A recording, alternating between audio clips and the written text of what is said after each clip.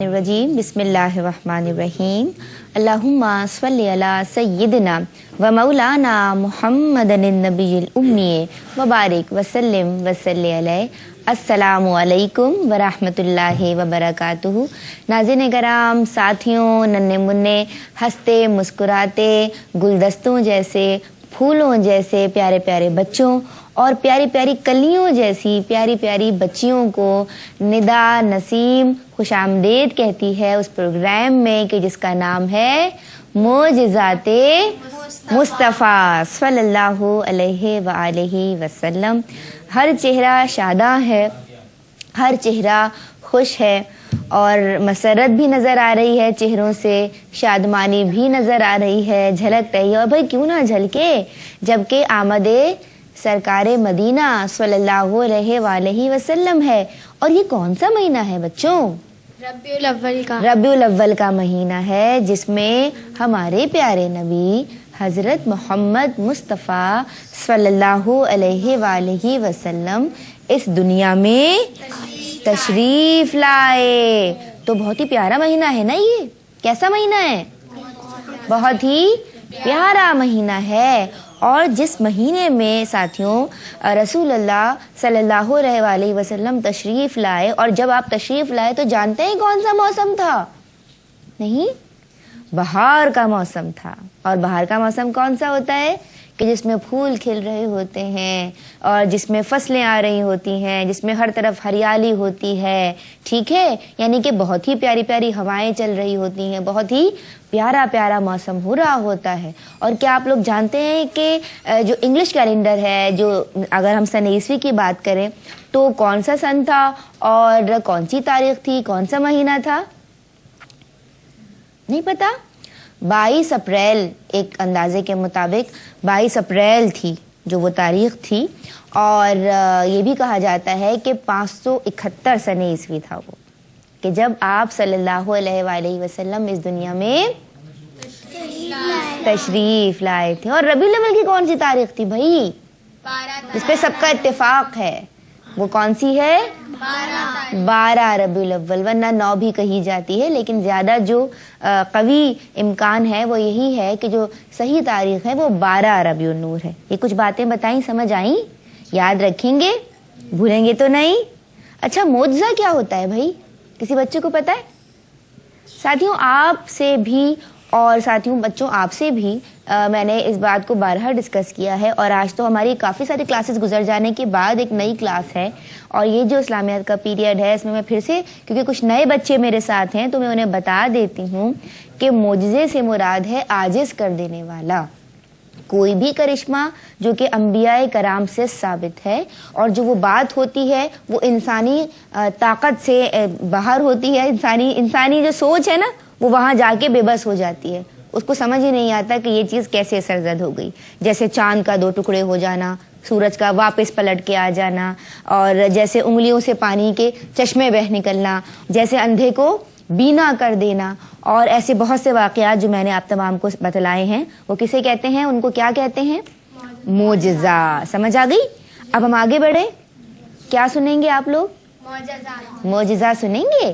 चलें एक और मोजज़ात सुनाती हूँ। आज मैं जिक्र कर रही हूँ मस्जिद नबवी का।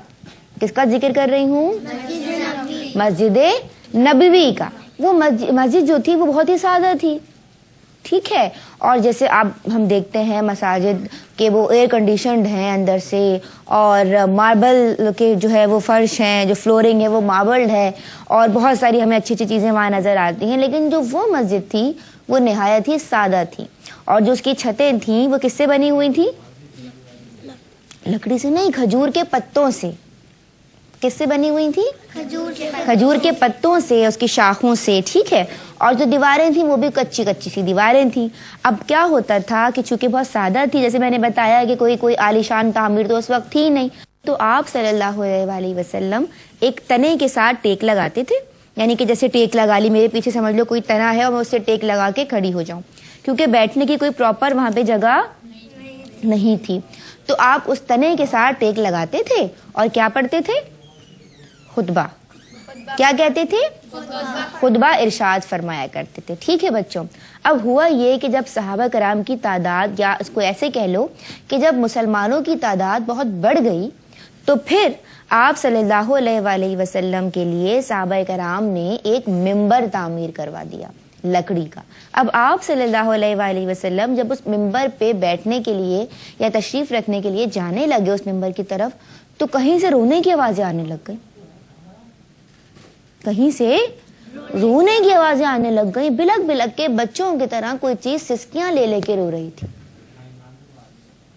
کچھ سمجھ آیا؟ نہیں. وہ کون سی چیز تھی جو بلک بلک کے رو رہی تھی؟ بچوں, یہاں آپ سب کو سبحان اللہ کہنا ہے کہ وہ خشک تنا بچوں کی طرح رو رہا تھا.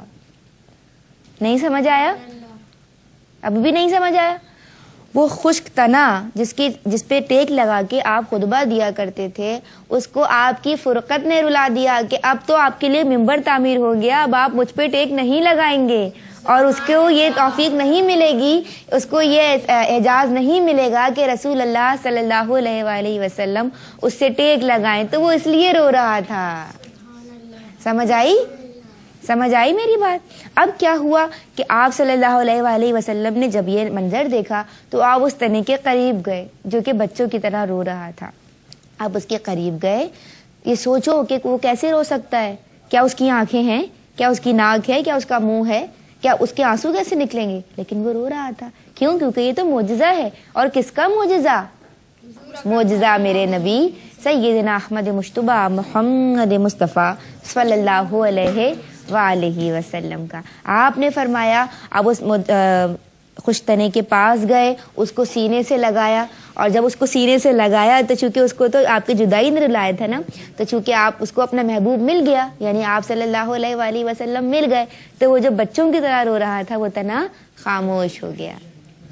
وہ تنا خاموش ہو گیا. تو حضور صلی اللہ علیہ وآلہ وسلم نے اس پہ کیا فرمایا کہ اگر میں اس خشک تنے کو اپنے سینے سے نہ لگاتا تو یہ قیامت تک میری جدائی میں اسی طرح روتا رہتا.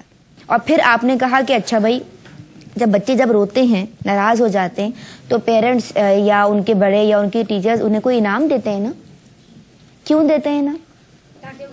تاکہ وہ خوش ہو جائیں, اور ان کا جب اندر سے ایک ہیپی فیلنگ آئے گی اور وہ خوش ہو جائیں گے تو پھر کیا ہوگا؟ وہ رونا چھوڑ دیں گے. ٹھیک ہے, اور اپنی بات بھول جائیں گے, اور اپنا جو بچے کی کوئی بھی ضد ہوتی ہے, کوئی بھی خواہش ہوتی ہے, وہ خواہش پھر کیا ہو جائے گی؟ پوری ہو جائے گی, ختم ہو جائے گی. تو آپ صلی اللہ علیہ وآلہ وسلم نے پہلے تو اسے گلے سے لگایا, جیسے اگر روتے ہیں بچوں کو چپ کرایا جائے تو اس کو پیار کرتے ہیں نا, ایسے. اب کہا کہ اگر تیری مرضی ہو, اب اسے انعام دے رہے ہیں کہ بھائی اس کو اور ذرا بہلا رہے ہیں, سمجھ لو جیسے بچوں کو بہلایا جاتا ہے. اگر تیری مرضی ہو, کس سے کہہ رہے ہیں؟ خشک تنے سے. اگر تیری مرضی ہو تو تجھے دوبارہ سے باغ میں لگا دوں, تجھے دوبارہ سے باغ میں لگا دوں, تاکہ نئی سرے سے تیری جڑیں پھیلیں اور تجھ پہ پھل آئیں, اور لوگ تجھے تیرا پھل کھائیں, تیرے سائے میں آرام کریں اور تجھے دعا دیں, اور تو اس طرح اور خوش ہو جائے گا. یا اگر تو چاہے تو میں تجھے اس سے بھی بڑا انعام اللہ کی برکت سے, یا اللہ کا نبی ہوں تو اس کے وسیلے سے میں تجھے یہ بھی انعام دلوا سکتا ہوں کہ تیری جڑوں کو یا تجھے تنے کو میں جنت کے باغ میں لگا دوں. اور اگر جنت کے باغ میں لگا دوں گا تو پھر جنتی تیرے سائے میں بیٹھیں گے, جنتی تیرا پھل کھائیں گے, اور تیری جڑیں جو ہیں وہ جنت کے باغوں میں پھیلیں گی. سمجھ آئی؟ تو اب تنے نے کیا کہا ہوگا؟ تنے نے کیا مانگا ہوگا بتاؤ؟ جنت میں جانا مانگا ہوگا یا دنیاوی باغ میں لگنا مانگا ہوگا؟ ہاں, کہاں بولا ہوگا بھائی؟ دنیاوی باغ میں. آپ کیا بولتی ہو؟ جنت. جنت میں. شاباش. اس تنے نے کہا نہیں یا رسول اللہ صلی اللہ علیہ وآلہ وسلم, آپ مجھے جنت میں لگا دیں تاکہ میرا پھل اللہ کے نیک بندے کھائیں, تاکہ میرا پھل اللہ کے نیک بندے کھائیں. اور پھر حضور صلی اللہ علیہ وآلہ وسلم نے اسے اس کی مرضی کے مطابق جنت میں لگا دیا. اور کیسے لگایا جنت میں؟ یہاں ایک اور بہت ہی پیاری بات ہے. اس کو مٹی کھود کے, یعنی ایک طرح سے اس کی قبر بنا کے اس کو دفنا دیا. کس میں؟ مٹی میں دفنا دیا. اور جہاں وہ مٹی میں دفنایا اور وہاں وہ جنت میں لگ گیا. سبحان اللہ. اب اس سے ایک اور بات سمجھ میں آئی کہ اگر ہم جیسے ہم مرتے ہیں تو ہمیں بھی تو دفنانے کا کانسیپٹ ہے نا. جب تک مریں گے نہیں تب تک جنت کیسے ملے گی؟ سمجھ آ رہی ہے بیٹا میری بات؟ تو حضور صلی اللہ علیہ وآلہ وسلم نے بھی کیا کیا, اس کو دفنا دیا اور وہاں اس کو جنت مل گئی. تو اس کا مطلب موت بھی برحق ہے, اور اگر اللہ نے ہمیں پیدا فرمایا ہے تو اللہ ہی کو اختیار ہے کہ وہ ہم سے ہماری روح کو بھی قبض کر لے, اور ہم سب کو فنا ہے, ہم سب کو موت آنی ہے, لیکن ہم سب کو اپنے اعمال اچھے رکھنے ہیں تاکہ ہم سب کو کیا مل جائے؟ جنت. ہم سب کو کیا مل جائے؟ جنت. تو بس اللہ سے دعا کیجیے کہ اللہ تبارک و تعالیٰ آپ کو, ہم سب کو, ہمارے اس ادارے کو, تمام متعلقین کو, تمام ان لوگوں کو, ذمہ داران کو جو اس پروگرام کو کر رہے ہیں, اور وہ تمام لوگ جو ہمیں اپنے اپنے ٹی وی سیٹس کے ذریعے دیکھ رہے ہیں, ان کے پیارے, ہم سب کے پیارے اپنا ٹھکانہ کہاں بنا لیں؟ کہاں بنا لیں؟ بس اس دعا کے ساتھ آگے بڑھتے ہیں. اب کیا سمجھ آیا؟ پوائنٹس کیا سمجھ آئے؟ پہلا پوائنٹ یہ ملا, پہلا نقطہ, کہ جب ایک بے جان تنا آپ صلی اللہ علیہ وآلہ وسلم سے اتنی محبت کرتا ہے تو ہمیں کتنی محبت کرنی چاہیے؟ ان گنت. بھئی آپ کوئی حساب لگا ہی نہیں سکتے. تو پھر اللہ تبارک و تعالیٰ ہم سے کتنا محبت کرے گا؟ کیا اس کا کوئی اندازہ ہے اس کی محبت کا؟ نہیں. تو ہمیں کیا کرنا چاہیے؟ ہمیشہ اللہ تعالیٰ کا شکر ادا کرنا چاہیے. شاباش, ہمیں اللہ کا شکر ادا کرنا چاہیے. بس شاکر بندہ بننا ہے, صبر کرنے والا بننا ہے. اچھا, اور ایک اور بات بچوں یہ سمجھ آئی کہ اللہ تبارک و تعالیٰ کے جو حبیب ہیں آپ صلی اللہ علیہ وآلہ وسلم, ان کو اللہ نے کیا دیا ہے؟ ہر چیز کا اختیار دیا ہے. کیا دیا ہے؟ اختیار دیا ہے. اور جو اللہ کے نیک بندے ہیں وہ کہاں جائیں گے؟ جنت میں. کہاں جائیں گے؟ جنت میں. شاباش. ایک اور معجزہ سنا دوں؟ جی. اچھا بیٹا, سب بچوں کو پتا ہے یہ بات کہ اگر حدیبیہ کی بات کروں تب بھی میں نے آپ لوگوں کو ایک واقعہ بتایا تھا کہ آپ کی انگلیوں میں سے کیا جاری ہو گیا تھا؟ پانی کا چشمہ. اور اسی طرح میں نے آپ لوگوں کو بتایا تھا کہ غزوہ تبوک کے موقع پہ بھی ایسا ہی ہوا تھا. ٹھیک ہے, اب ایسا ہی ایک واقعہ ہے کہ حضور صلی اللہ علیہ وآلہ وسلم کے صحابی حضرت انس فرماتے ہیں کہ ایک مرتبہ میں حضور صلی اللہ علیہ وآلہ وسلم کے ساتھ قباء گیا. ٹھیک ہے, قباء کی بستی میں جب ہم پہنچے جہاں پہ مسجد قباء بھی ہے, ٹھیک ہے, تو وہاں ایک گھر میں ایک چھوٹا سا پیالہ پانی کا لایا گیا. آپ صلی اللہ علیہ وآلہ وسلم نے جب اس میں اپنی انگلیاں داخل فرمائیں تو اس میں سے کیا ہوا؟ اب آپ لوگ بتائیں گے مجھے. بس مائک دیجئے. کیا ہوا؟ چشمہ بہنے لگ گیا. تو یہاں کیا کہنا ہے؟ سبحان اللہ. آپ صلی اللہ علیہ وآلہ وسلم نے جب اپنی مبارک انگلیاں اس پانی کے جو پیالہ تھا, جو بول تھا, جو کٹورا تھا, اس میں داخل فرمائیں تو اس میں سے کیا ہوا؟ چشمہ بہنے لگ گیا. اور لوگ فرماتے ہیں کہ ہم نے اپنی آنکھوں سے دیکھا کہ جو انگلیاں تھیں ان کے درمیان میں سے پانی ابل رہا تھا. سبحان اللہ. ٹھیک ہے, اور یہاں تک ایسا بھی ہوا بچوں کہ ایک ایک کر کے صحابہ کرام اور لوگ آتے جاتے اور پانی پیتے جاتے, یہاں تک کہ جب تک آپ نے اپنا ہاتھ اس پیالے میں رکھا پانی ابلتا رہا, اور جیسے ہی آپ نے اپنا ہاتھ ہٹایا پانی ابلنا کیا ہو گیا؟ بند ہو گیا. یہاں تک کہ تمام لوگ سیراب ہو گئے. یہ ایک اور معجزہ تھا. کیسا لگا؟ بہت اچھا. کتنا اچھا؟ بہت اچھا لگا. اچھا, اب ہمیں کیا سمجھ آیا؟ ہمیں یہ سمجھ آیا کہ آپ صلی اللہ علیہ وآلہ وسلم ہمیشہ دوسروں کا بھلا سوچتے تھے, خیال کرتے تھے. بچوں ہمیشہ دوسروں کا خیال کیا کرتے تھے. ٹھیک ہے, کیونکہ اب کسی کو پانی کی ضرورت ہے تو وہ کس سے کہے گا؟ ٹھیک ہے, اور جب آپ کے صحابہ آپ کے پاس یا کوئی بھی انسان آپ کے پاس کوئی بھی تکلیف, اپنا دکھ یا کوئی بھی اپنا مسئلہ آپ سے شیئر کرتا ہے تو آپ ہمیشہ اس کو کیا فرما دیا کرتے تھے؟ حل فرما دیا کرتے تھے. ٹھیک ہے, اور دوسری بات یہ کہ جس بھی چیز میں آپ کی دعا یا آپ کی انگلیاں, اگر ہم پیالوں کی بات کریں تو آپ کی انگلیاں داخل ہوئیں تو اس کا مطلب یہ ہوا کہ آپ کا جو نورانی سراپا تھا وہ بہت بابرکت تھا. وہ کیا تھا؟ سمجھ آیا؟ یہ بات سمجھ آئی؟ اور ہمیشہ آپ سب کا کیا رکھتے تھے؟ خیال رکھتے تھے. اور ایک اور پیاری سی بات یہ ہے کہ حضرت موسیٰ علیہ, اگر آپ لوگوں نے میری وہ کلاس مس کر دی جس میں میں نے بتایا تھا کہ اللہ نے اپنے تمام انبیاء کرام کو معجزات عطا کیے. ٹھیک ہے. جیسے حضرت موسیٰ علیہ السلام کے دور کی میں نے بات بتائی تھی کہ اس دور میں کیا ہوا تھا کہ جو سحر تھا, جو جادو تھا, وہ اپنے عروج پہ تھا. تو جو اس کا آپ کو جو معجزات عطا کیے گئے وہ بھی ایسے ہی تھے کہ اس جادو کا توڑ ہو جائے. جیسے آپ کے جو ہاتھ تھے وہ جب آپ اپنے ہاتھ نکالا کرتے تھے بچوں تو وہ وائٹ ہو جائے کرتے تھے, سفید ہو جائے, بالکل اس کو کہتے تھے ید بیضا, چمکنے لگتے تھے. تو یہ آپ کے چمکدار جو ہاتھ ایک دم ہو جانا آپ کا معجزہ تھا نا. اور دوسری آپ کا ایک اور معجزہ یہ تھا کہ جو آپ اپنا عصا تھا, جو آپ کی لکڑی تھی, وہ جب آپ کسی پتھر پہ مارا کرتے تھے تو لکڑی جب پتھر پہ پڑتی تھی تو اس سے پانی کا چشمہ بہ نکلتا تھا. سبحان اللہ. یہ کس کا معجزہ تھا؟ حضرت موسیٰ علیہ السلام کا. کس کا تھا؟ لیکن اگر لکڑی پتھر پہ پڑے تو اس سے پانی نکلا بات سمجھ آتی ہے, لیکن انگلیوں میں سے پانی کیسے نکل رہا ہے؟ تو یہ شان کس کی ہے اور کس نبی کو اللہ نے یہ اجازت دیا؟ صلی اللہ علیہ وسلم. تو ہم سب کو کیا کہنا ہے؟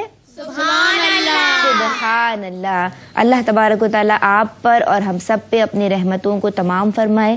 اور مجھے اس کلاس میں بھی بہت اچھا لگا اور امید ہے کہ آپ تمام نے اور ساتھیوں آپ نے آج کے اس ایپیسوڈ سے معجزات محمد مصطفیٰ صلی اللہ علیہ وآلہ وسلم سے بہت کچھ سیکھا ہوگا. ٹھیک ہے بچوں, تو اب ایک سوالات کی نشست ہو جائے, راؤنڈ چلا لیں سوالات کا. نبی کریم صلی اللہ علیہ وآلہ وسلم کی کتنی صاحبزادیاں تھیں؟ آپ ان کو مائک دیجئے, وہ بتائیں گے. 4 صاحبزادیاں تھیں. حضرت زینب, حضرت رقیہ, حضرت ام کلثوم اور حضرت فاطمہ الزہرا رضی اللہ تعالی عنہا. اچھا جی, کوئی لڑکیوں میں سے بتائے کہ آپ کے کتنے صاحبزادے تھے؟ جی 3 صاحبزادے تھے. اور ان کے کیا نام تھے؟ نہیں پتا. حضرت عبداللہ, حضرت قاسم اور حضرت ابراہیم. ٹھیک ہے بچوں, اب کوئی مجھے بتائے کہ ہجرت کے وقت آپ صلی اللہ علیہ وآلہ وسلم نے غار ثور میں کتنے عرصے قیام کیا؟ آپ بتائیے. 3 رات 3 دن. شاباش, 3 راتیں 3 دن اور 3 دن قیام فرمایا. بھئی آپ لوگ تو اسٹڈی کر کے آ رہے ہیں, شاباش, بہت اچھی بات ہے. اور ساتھیوں یقیناً آپ بھی بہت کچھ سیکھ رہے ہوں گے. پھر سے آپ کی خدمت میں حاضر ہو جائیں گے کچھ نئے معجزات کے ساتھ. ندا نسیم کو اجازت دیجیے, اپنی دعاؤں میں ہم سب کو یاد رکھیے. اللہ تبارک و تعالیٰ اس ماہ مبارک کی برکتیں آپ سب کو سمیٹنے کی توفیق عطا فرمائے. اور سب سے پیاری بات کہ ہم سب کو آپ صلی اللہ علیہ وآلہ وسلم کا جشن ولادت بہت بھرپور طریقے سے منانے کی توفیق عطا ہو جائے. اس دعا کے ساتھ اجازت دیجیے, فی امان اللہ. تو اختتام کریں گے نعت رسول مقبول صلی اللہ علیہ وآلہ وسلم پر, اور کوئی بھی بچی مجھے نعت سنا دے آخر میں. طلع البدر علینا, طلع البدر علینا, طلع البدر علینا, طلع البدر علینا.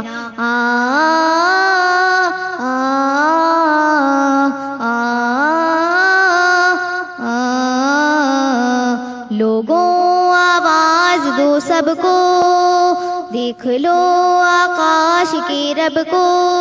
لوگوں آواز دو سب کو, دیکھ لو آکاش کے رب کو. روشنی غار ہرا کی مل گئی پردے شب کو, روشنی غار ہرا کی مل گئی پردے شب کو.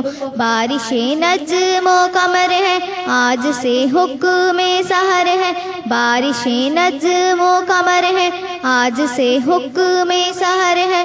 رات کو رات نہ کہنا, طلع البدر علینا, طلع البدر علینا, طلع البدر علینا, طلع البدر علینا.